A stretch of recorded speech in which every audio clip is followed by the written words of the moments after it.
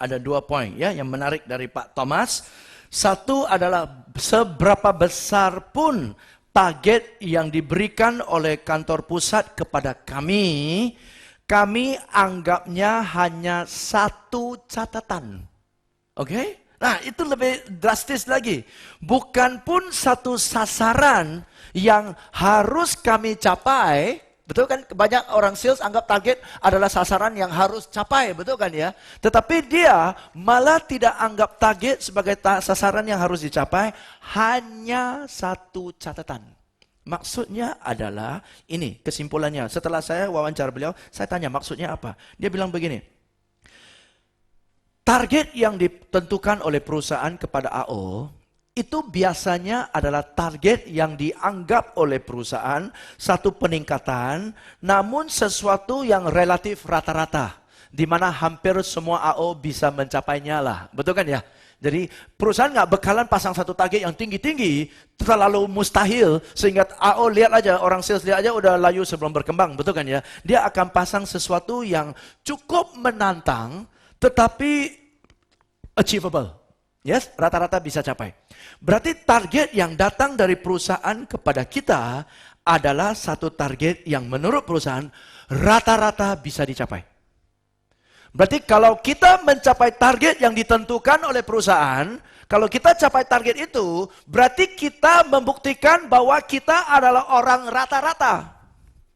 Bisa terima? Karena target itu rata-rata orang bisa capai.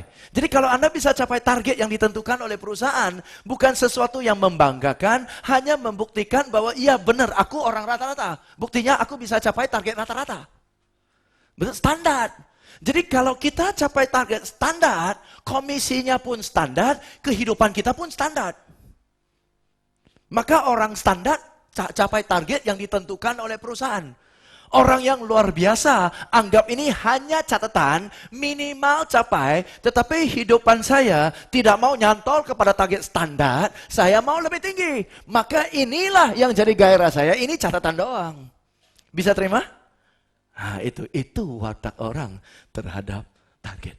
Oke, jadi ada 3 macam orang sales di dunia ini. Satu, lihat target aja lemas. Kedua, lihat target sebagai sasaran yang harus dia capai. Konsekuennya dia rata-rata. Ketiga, lihat target sebagai catatan. Karena target yang saya tentukan buat diri saya lebih tinggi daripada target yang perusahaan berikan kepada saya. Karena saya tidak mau jadi orang rata-rata. Bisa diterima? Nah, itu mental lagi. Sebelum menghadapi pelanggan. Kalau ini setrika, lurus, lempeng semua. Pelanggan lihat kita aja auranya udah lain. Betul kan ya? Gila men. Targetnya berapa? Nggak ngaruh, target catatan. Buset. Ada pula customer salesman, Bu tolonglah bantu Bu, kenapa saya kejar target?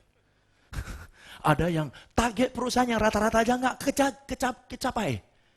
Ada yang targetnya berapa? Nggak ngaruh, target saya lebih tinggi. Auranya udah lain kan ya? Oke? Ya, hari ini Anda tergolong orang seperti apa sebelum Anda menghadapi pelanggan Anda? Seru loh, oke.